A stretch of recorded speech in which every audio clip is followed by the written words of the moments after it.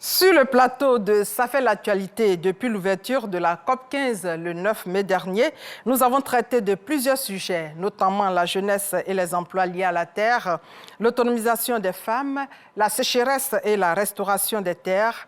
Aujourd'hui, votre plateau est consacré à la digitalisation des emplois de la terre. De quoi s'agit-il réellement? Ça fait l'actualité répond à cette préoccupation. Mesdames et messieurs, bonsoir.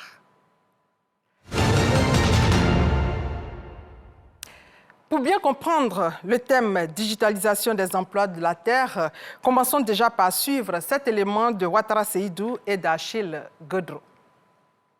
Rapprocher le Conseil agricole des exploitants agricoles, M. Jean Delmas a mis au point l'application mobile Farmbook qui est un outil de vulgarisation agricole. En effet, cette application mobile adossée à une application web a pour objectif de faciliter la collecte des données et la diffusion d'informations agricoles en vue d'accompagner les exploitants agricoles. Dans la pratique, l'exploitant agricole qui veut enregistrer dans Farmbook ouvre son application à partir de son smartphone et enregistre les informations, photos, vidéos, tests relatifs aux différents problèmes rencontrés sur les parcelles. Cette application inclut en plus une option audio pour permettre aux exploitants illettrés d'expliquer les difficultés rencontrées sur les exploitations. Ces informations sont ensuite remontées sur la plateforme pour le traitement. L'innovation m'aide dans les domaines de l'EVA parce que ça me permet d'envoyer les difficultés que je rencontre dans la saignée. Et cela me permet d'améliorer la qualité de la saignée. Les informations collectées sont traitées par des spécialistes chargés de répondre rapidement aux préoccupations des exploitants agricoles en leur envoyant les bonnes pratiques agricoles. 24 mois de travaux, on a déployé Farmbook dans la zone de Daloa pour accompagner 1500 jeunes. Nous allons bientôt à San Pedro pour accompagner 3000 jeunes sur 3 ans. Et nous sommes en train d'approcher la filière EVA pour avoir du contenu et puis essayer d'accompagner cette filière-là également avec l'innovation. Il faut dire que Farmbook est une solution simple, elle est souple, elle peut s'adapter à n'importe quelle filière, que ce soit dans la production végétale comme animale. Et donc nous sommes ouverts à toutes les filières qui souhaitent bénéficier de l'outil. Le terme fait référence à la nature du monde des affaires. Les agriculteurs doivent constamment évoluer afin de rester pertinents. La digitalisation implique l'utilisation des technologies de l'information pour améliorer les processus commerciaux et créer de nouvelles façons de se connecter avec les clients. En matière d'agriculture, vous savez que nos pays sont... on a beaucoup de terres, on a beaucoup de terres cultivables et on a beaucoup de métiers liés à l'agriculture. Lorsqu'on parle de métiers, on va d'abord à ceux qui plantent, à ceux qui désherbent, mais ça se termine par ceux qui vendent. Mais aujourd'hui, nous avons compris que tout ce cheminement-là, nous allons lire de la partie où on désherbe, on plante, jusqu'à la vente, peut être aujourd'hui soit automatisé ou peut être carrément industrialisé ou développé par les technologies.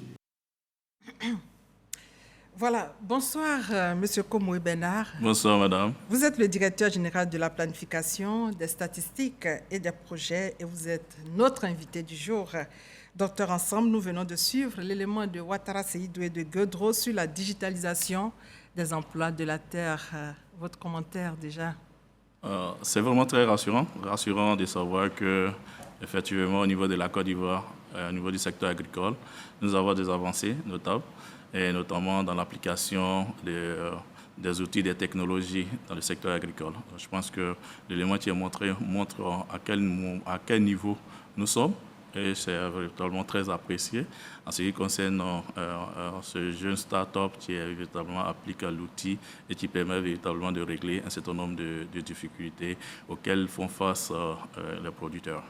Vous êtes avec nous dans le cadre de la COP 15 et de nombreuses institutions internationales, bailleurs de fonds et experts réunis à Abidjan font aujourd'hui de la digitalisation leur priorité à l'occasion de la Convention des parties qui se tient en ce moment. Alors, comment la digitalisation peut contribuer aux atteintes des objectifs de la conférence qui s'achève dans 2 jours pratiquement? Oui, merci bien madame encore pour cette question. Je pense qu'elle est d'autant plus pertinente et en même temps aussi de remercier l'AITI qui nous invite notamment à cette émission pour véritablement poser la question et sur la question de digitalisation, et aussi nos autorités qui sont véritablement impliquées, si on veut dire dans la modernisation du secteur agricole. Et tout ce qui touche véritablement le secteur agricole, c'est véritablement tout le pouvoir public, notamment le président de la République en sa tête et aussi le ministre d'État Adjoumani qui est véritablement l'homme pour opérationnaliser toute la politique en la matière. Donc ce qu'il faut dire, c'est que véritablement, le président, en prenant toutes les résolutions qui sont adoptées, enfin qui seront adoptées au thème de la COP, c'est véritablement un engagement au haut niveau. Et nous pensons que véritablement, la digitalisation va nous permettre d'atteindre les visions, et d'atteindre la vision d'une part, mais aussi de contribuer véritablement on pourrait dire à véritablement les questions de déforestation, comment réduire les effets de notre agriculture et en même temps préserver notre outil de production. Docteur, c'est un plateau qui doit nous permettre, surtout permettre aux acteurs du secteur agricole de comprendre comment la technologie et les solutions high-tech peuvent faire avancer leur domaine d'activité et leur choix de production. Donc, on ira au cas par cas. Merci bien. Monsieur Komoué, la digitalisation des emplois de la terre ou dans le secteur agricole, d'abord, qu'est-ce que c'est? Bon, parce qu'on en parle. Mais... Oui. Par définition, comme on l'a dit, la digitalisation, c'est l'application des outils de technologie et de l'information et de la communication dans le secteur agricole. Donc, comme vous le savez, le secteur agricole est actuellement le premier pourvoyeur d'emplois. Donc, tous les emplois qui sont dans le secteur agricole peuvent être adoptés, on pourrait dire, à la digitalisation. Si vous prenez véritablement que ce soit dans les questions de commercialisation de produits, vous avez les questions des systèmes d'information marché, qui sont des questions soit par SMS ou bien même juste parce que nous avons une des applications qui permet véritablement de répondre aux besoins sur, nous voulons envoyer une information sur le prix du manioc dans telle ville, les plateformes sont informatisées, sont disponibles, soit par des privés, mais aussi par le pouvoir public qui met en place des projets qui permettent de les atteindre. Donc, il y a plusieurs métiers. Il y a des métiers même, on pourrait dire, de pilotes de drones qui sont véritablement des outils de précision qu'il faut l'avoir, qui permet véritablement d'avoir des informations, que ce soit sur notre production, que ce soit sur le niveau de qualité, on pourrait dire de la santé du sol, notamment. Et comme l'élément le disait, c'est envoyer parfois des requêtes et en même temps, on a des acteurs qui sont en back-office qui permettent véritablement de répondre aux besoins des producteurs. Aujourd'hui, donc, quel est le niveau d'applicabilité de la digitalisation en Côte d'Ivoire? On pourrait indiquer que nous sommes quand même très avancés. Nous sommes très avancés, que ce soit en termes d'initiatives privées, c'est-à-dire des jeunes qui sont engagés. On a vu l'élément qui est passé, c'est véritablement un jeune qui, de son propre gré, a pu mettre en place cette application. Mais aussi au niveau du secteur agricole, il y a véritablement des avancées très notables. Nous prenons le cas de la filière café-cacao qui a engagé un vaste programme de recensement et qui a permis, par exemple, d'avoir des cartes numériques pour tous les acteurs. Les autres filières sont en train d'être avancées. Nous avons aussi des programmes avec nos collègues, sinon le ministère de l'économie numérique. Et ce programme, par exemple, nous avons pu mettre en place une plateforme d'acteurs et qui a pu être lancé par le ministre d'État lui-même, ministre Adjoumani Kobena, du côté de Daloa, qui a permis d'avoir tout ça. On peut avoir toutes sortes d'informations, que ce soit sur les produits, que ce soit aussi en termes de disponibilité de semences, entre autres, mais aussi tout ce qui peut être fait en termes de transactions entre les acteurs. Beaucoup de théories. Nous aurons un cas pratique tout à l'heure pour mieux comprendre comment la digitalisation peut contribuer aussi à la sécurité alimentaire aujourd'hui. Oui, parce qu'on en parle. La question de sécurité alimentaire, d'abord parlons un peu de la question d'accessibilité aux produits. Voilà, en parlant de questions d'accessibilité aux produits, c'est-à-dire que la production. Donc, pour pouvoir produire, on a un certain nombre de composantes. C'est-à-dire, par exemple, la question d'avoir accès à la semence. Donc, vous avez actuellement des systèmes qui permettent d'avoir de la disponibilité, d'apprécier la disponibilité des semences de qualité. Donc, un premier élément, c'est la qualité de la semence. Donc, on a des plateformes. Je pense qu'on a l'un des jeunes start-up, par exemple, qui a initié e-variété, qui permet d'avoir de la semence. C'est aussi la question de prévision météorologique. Donc, vous avez accès à des prévisions météorologiques parce que à quel moment il faut produire, à quel moment parfois il faut planter. Et véritablement, tout au long du cycle végétatif, nous avons des stades, on produit des stades sensibles et pour lesquels aussi les prévisions météorologiques nous permettent de prendre des dispositions. Autant soit peu, il y a tout ce qui est question d'accompagnement de producteurs, de maîtrise des itinéraires techniques. Donc, il y a des systèmes de e-extension, comme on le dit, qui permettent d'assister le paysan à distance. Donc, c'est vraiment des questions pratiques qui permettent véritablement de remédier à un certain nombre de défaillances, que ce soit au niveau de la disponibilité, de la présence humaine pour accompagner le producteur. Et la question de digitalisation à distance permet de régler ça. Donc, aujourd'hui, la situation est connue concernant la vie chère. Comment la digitalisation peut contribuer à la réduction de la cherté des produits? Oui, prenons un cas assez pratique qui serait le système de formation sur les prix. Vous pouvez être, par exemple, à Bangourou, ou bien en milieu rural, vous avez la possibilité d'indiquer voici le produit qui est disponible et à quel prix. Il y a beaucoup de spéculations qui existent depuis le bord champ et véritablement sur le marché, mais la digitalisation permet d'avoir l'information réelle du prix. Et là, déjà, on peut pouvoir s'en acquérir.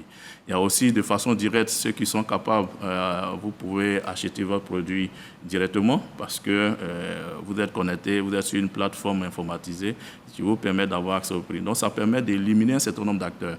Parce que là, quand vous regardez dans la situation de prix, il y a tous ces acteurs parfois qui interviennent, les intermédiaires, qui font qu'on a des produits qui sont chers. Donc, la digitalisation permet de réduire un certain nombre d'intermédiaires. D'accord. Comment véritablement cette question peut contribuer à la modernisation du secteur agricole? Oui, on pourrait dire que la digitalisation, c'est un élément, un maillon de la modernisation du secteur agricole. Donc, le fait, par exemple, qu'avec la digitalisation, vous avez la possibilité même de déclencher un système d'arrosage n'étant même pas au champ, parce que au stade où on veut la plante en a besoin, ça peut se déclencher à distance. Donc, c'est un élément de modernisation. Nous avons besoin, par exemple, d'appliquer de l'engrais et que l'engrais, véritablement, il faut appliquer selon les besoins de la plante. À quel stade, véritablement? Donc, par exemple, l'agriculture de précision, en scannant peut-être un couvert végétal ou bien en scannant notre parcelle à partir des drones. Les drones vont vous permettre d'avoir à tous les niveaux de fertilité des sols. Et en même temps, l'application des engrais par les drones permet d'apporter ce dont la plante a besoin. Donc, on évite, on pourrait dire, les excès qui vont être à la perdition, parce que aussi, ça vous permet aussi d'optimiser les coûts de production. Et donc là, on contribue fortement à réduire les coûts de production, on contribue fortement à réduire la pénibilité. Donc, je vais dire, c'est véritablement un élément auquel le ministère de l'Agriculture, à sa tête, le ministère d'État, apporte un intérêt pour véritablement, on peut dire, étendre la question de la digitalisation à tous les niveaux du secteur agricole.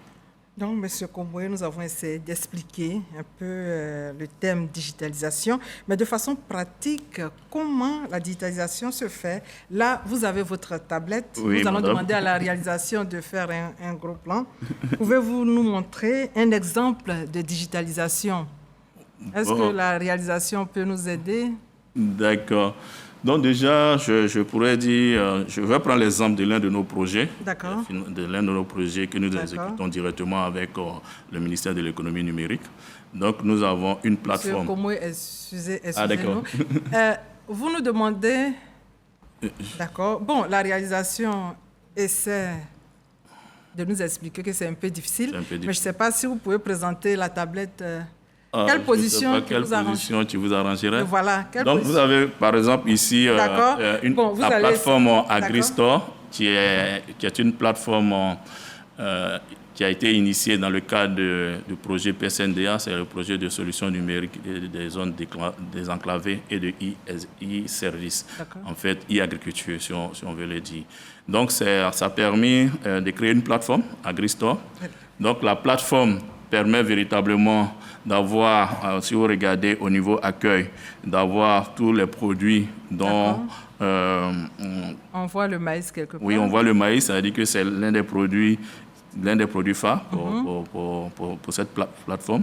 Mais il a fallu déjà bien avant, recenser les acteurs. C'est-à-dire que les inscrits leur permet véritablement d'être dans le dispositif. Donc actuellement, sur ce programme, c'est plus de 300 000 acteurs qui ont été recensés. Et ces acteurs, c'est y compris les producteurs, les acheteurs, parfois aussi nous avons des transporteurs, donc qui permettent d'effectuer des échanges. Donc vous avez ici cette page. On a vu le piment, on a vu les pintades. Voilà, les pintades. Oui, mais au-delà, vous avez d'autres fenêtres. Bon, apparemment la connexion n'est pas trop bonne, mais vous avez d'autres fenêtres, par exemple, qui indiquent la place, les différents services que cette plateforme peut offrir, que ce soit les questions de vulgarisation, parce que vous allez dans votre champ, vous voyez une maladie, c'est possible de faire une requête sur la plateforme et les solutions peuvent vous être données. D'autres éléments aussi, vous avez votre produit, vous avez besoin d'acquéreurs, donc vous pouvez positionner parce que vous êtes recensé, vous êtes c'est codifié, vous savez où est-ce que vous êtes installé, vous pouvez faire la requête pour dire que j'ai de la production en telle quantité et là, d'autres personnes, notamment les acheteurs, qui sont aussi sur cette plateforme, peuvent se signaler et vous permettre d'être en contact et envisager véritablement les échanges qui puissent exister. Monsieur Komoué, la tablette nous a lâchés. Je vais prendre un autre cas parce qu'il y a un problème de connexion. Je vais prendre un autre cas. Bon, je prends justement le cas de M. Koné Aodiene, grand producteur d'anacarde. Comment peut-il vendre facilement son produit à travers le digital? Déjà, ce que je pouvais dire, c'est que la filière, disons le conseil coton anacarde, est en train de mettre en place un dispositif numérique. D'abord, le recensement des acteurs, donc il vous permet d'être localisé. Qui vous permet aussi d'avoir toutes sortes d'informations sur le producteur, que ce soit de l'historique sur sa production, là où il est localisé. Donc, cette plateforme, par exemple, qui va se développer et qui va permettre aussi d'avoir des cartes numériques, véritablement, va permettre d'une part de suivre est-ce que véritablement le prix fixé par le pouvoir public, c'est ce prix auquel son produit a été vendu. Donc, ça lui permet aussi de se rassurer qu'effectivement, il n'est pas grugé par d'autres acteurs, des pisteurs, entre autres. Mais non seulement cela, c'est sa carte qui va être mise à sa disposition pour lui permettre aussi de faire d'autres échanges. Donc, de façon claire, comment M. Koné peut-il s'assurer que le prix auquel le produit est acheté est le prix indiqué par le gouvernement? Bon. Parce que déjà, le côté numérique permet la transparence. D'accord. Donc, quand vous achetez, c'est déjà connu au niveau du conseil que ce prix a été acheté de la part de M. Kwadjo, c'est ça? M. Kwadjo. Mais pour M. Koné? Pour M. Koné, oui. D'accord. Pour M. Koné, et c'est tel acheteur qui l'a fait. Et donc, du coup, le conseil coton anacarde a toute cette information. Donc, il ne peut pas avoir de malversation, enfin, ça sera véritablement réduit. Les malversations ou bien la non-applicabilité des prix qui sont fixés par... Donc, M. Koné peut être rassuré que effectivement, il est connu quelque part et que le prix auquel son produit a été acheté est reconnu. Donc, si ce n'est pas fait, le conseil Café Coton Anacarde prendra des dispositions pour que le déficit ou bien l'écart puisse être restitué à M. Koné. Et comment encourager la digitalisation dans le secteur agricole alors? Oui, c'est vraiment ça. La digitalisation n'a que des avantages aussi? Non, pour l'instant, il y a beaucoup d'avantages, mais comme on l'a dit, il peut y avoir véritablement des arnaqueurs qui peuvent passer par outre mesure pour arnaquer d'autres acteurs. Mais je pense que... Vous avez déjà recensé des cas? Pour l'instant, non. Pour l'instant, pas encore. Mais notre défi actuellement, c'est d'arriver véritablement à étendre à tous les acteurs. tous les acteurs, que ce soit ceux qui interviennent en tant qu'acteurs, les producteurs, les commerçants, des transporteurs, d'autres formes de fournisseurs de services, que ce soit pour les questions de prestation de services ou bien même pour ceux qui doivent fournir des intrants. Donc, véritablement permettre à ce qu'on ait des dispositifs qui soient digitalisés. Ça permet aussi d'avoir toutes sortes d'informations, de la statistique, entre autres. Quels sont les grands métiers qui sont concernés par la digitalisation? Comme je disais à l'entame, c'est qu'il y a beaucoup de métiers. C'est-à-dire que tous les métiers peuvent être digitalisés. Mais dans le secteur agricole. Prenons par exemple le start-up qui a du démarrage. C'est véritablement, il a créé son entreprise. Donc, il y a beaucoup de métiers qui s'en dégagent. Il a parlé des traitements en back-office. Donc, ça veut dire qu'il y a des gens qui sont par l'arrière qui traitent. Donc, il y a des spécialistes, il y a des experts, que ce soit des experts en génie, comme on pourrait dire même des agronomes qui sont par l'arrière, qui permettent de répondre à la requête. Voilà, il y a des métiers, comme je disais aussi, dans l'adoption de l'agriculture de précision, notamment les drones. Donc, il y a des conducteurs de drones. Je pense qu'actuellement, nous avons l'école, par exemple, supérieure d'agronomie qui forme des experts, on peut dire des conducteurs de drones, dont tu leur donnes un brevet. Donc, ça aussi, c'est un métier, effectivement. Mais il y a aussi tous ceux qui peuvent concevoir, c'est-à-dire la conception même des applications. C'est des informaticiens combinés avec des agronomes, combinés aussi avec le niveau d'expertise. Voilà. Donc, en fait, il y a plusieurs métiers. Il y a plusieurs métiers qui se dégagent, qui sont là. La digitalisation concerne aussi les jeunes. La jeunesse, non, c'est la jeunesse même qui fait... C'est la jeunesse même qui fait la digitalisation. Parce qu'actuellement, vous regardez chacun... Nos parents planteurs, oui. Voilà, chacun à son niveau a véritablement un portable sous forme de smartphone.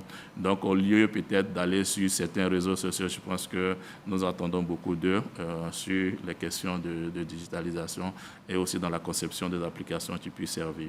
Mais aussi nos parents, je pense que c'est bien là que vous voulez partir. Oui. Comment ils vont faire pour s'adapter? Comment comprendre et comment faire pour s'adapter pour les parents qui sont... Je pense aussi qu'effectivement, les défis, sinon les orientations qui sont données, c'est effectivement envers nos parents qui sont analphabètes. Mais ça ne veut pas dire qu'ils ne maîtrisent pas. Vous prenez actuellement la question de mobile money, ça a été un plein succès.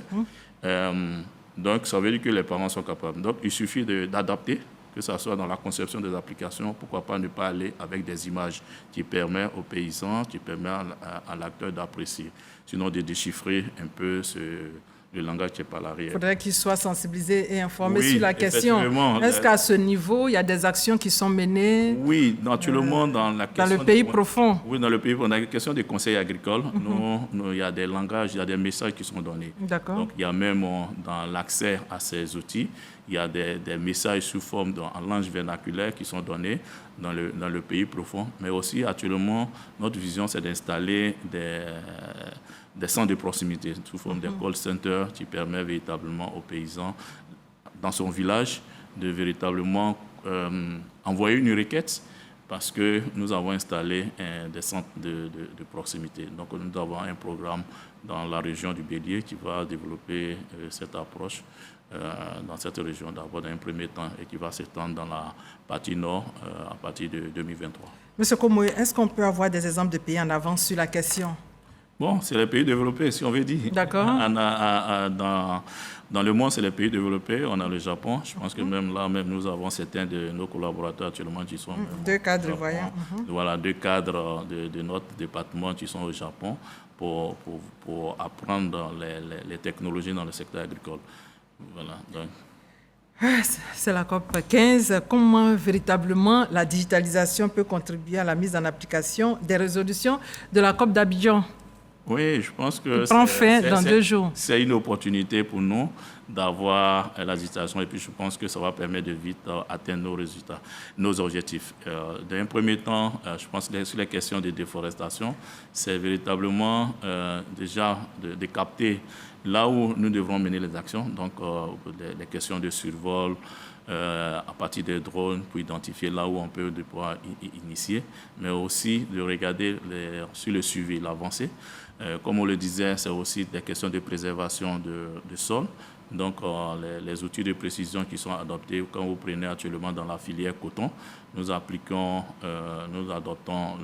les drones pour appliquer les engrais.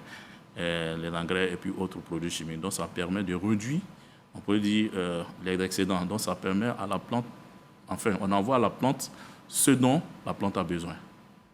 Donc, en ce moment, vous participez aux assises. Quelles sont les attentes de la Côte d'Ivoire en termes de digitalisation? Oui, je pense que les attentes, d'un premier temps, c'est la question de connectivité. Parce que ce qu'il y a, vous avez vu constater, nous avons un souci de connexion même dans vos locaux par endroit. Donc, c'est la question de connectivité. Pour nous, c'est de permettre à ce que la connectivité puisse s'étendre sur l'ensemble du territoire, même dans les bassins de production. Il ne doit pas avoir de zones blanches parce que ça ne doit pas forcément exister là où on a l'habitation. Si le paysan il est au champ, qu'ils soient en mesure d'envoyer une requête. Voilà, donc ça c'est l'un des premiers défis, je pense. Voilà, et il y a d'autres défis, parce qu'on terminera par les défis. Oui, c'est véritablement la question de l'amélioration de l'environnement des affaires. Comment permettre pour encourager les jeunes. L'autre élément, c'est de pouvoir mettre tout un ensemble de cadres réglementaires. Véritablement. Et puis l'autre élément, c'est le soutien en termes de promotion des innovations en matière de digitalisation du secteur agricole. Nous avons déjà commencé, je pense, lors du Sahara passé, on a organisé on pourrait dire un concours que nous avons appelé Hackathon. Je pense que pour encourager les meilleures initiatives, mais aussi pour les coacher et les soutenir. Je pense qu'on a un acteur sur les e-variétés qui a été, que nous avons soutenu, qui faisait partie des meilleurs d'ailleurs. En ce moment, donc, les jeunes vous suivent. Quel est votre message? Notre message, c'est qu'il y a d'énormes métiers. Parce que c'est la génération high-tech. Oui, c'est la génération high-tech et donc c'est leur génération. Et nous, tout ce que nous faisons, c'est de pouvoir assurer tout un environnement. Je pense aussi c'est d'organiser d'établir sous forme de liens étroits avec les ministères, le ministère de l'Agriculture qui développe beaucoup de projets et c'est aussi véritablement de s'associer à la mise en œuvre de ce projet et leur contribution est véritablement bienvenue. D'ailleurs, c'est pour ces jeunes-là que nous travaillons véritablement. Et là, la question de modernisation est basée pour l'essentiel sur le renouvellement de la classe, mais aussi tout ce qui est développement des outils technologiques dans le secteur. Et nous pensons que c'est les jeunes qui doivent jouer leur... Donc, après ce plateau, s'ils ont besoin d'informations, où peuvent-ils s'orienter? Oui, qui n'hésite pas. Nous avons notre direction générale qui est située au 8e étage de l'immeuble Kestable. Nous pouvons les accueillir à tout moment, mais aussi nous avons certains de nos projets qui sont en région, qui peuvent contacter directement. Vous prenez dans la région du Bélier, nous avons des projets qui sont là-bas. Nous avons le projet PSNDA qui couvre aussi bien le Haut-Sassandra. Nous avons aussi dans le Nord d'autres projets qui sont en train de se mettre en place, donc tu pourras directement les contacter. D'accord, allez-y.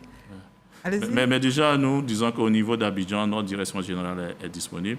Je pense que le ministre d'État, pour lui, marque véritablement une forte attention à la modernisation.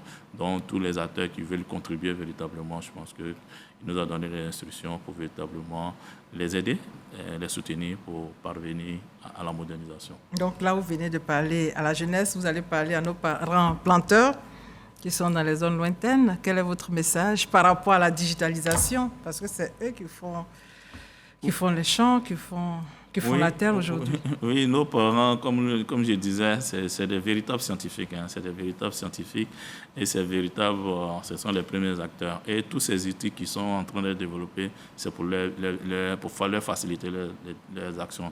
C'est aussi de véritablement permettre à ce que ce qu'ils produisent, ça puisse les nourrir. Donc, le message, c'est vraiment d'être ouvert on pourrait dire, aux différentes questions de digitalisation, comme ils ont su bien le faire sur la question de mobile money. Je pense que si nous avons foi, si vous voulez, au niveau de la Côte d'Ivoire, nous avons foi à ça, c'est parce que déjà, avec la question de mobile money, c'est vraiment un succès et nos parents l'ont adopté. On pense que la question de digitalisation aussi du secteur, ils sont vraiment très preneurs de ça. Merci, M. Komoué Bernard. Je rappelle que vous êtes le directeur général de la planification, des statistiques et des projets au ministère de l'Agriculture. c'est ça? Et avec vous, nous avons parlé de la digitalisation des emplois de la terre. Merci pour toutes ces informations. Merci, et voilà, madame. c'est la fin de ce magazine. Merci à vous de nous avoir suivis.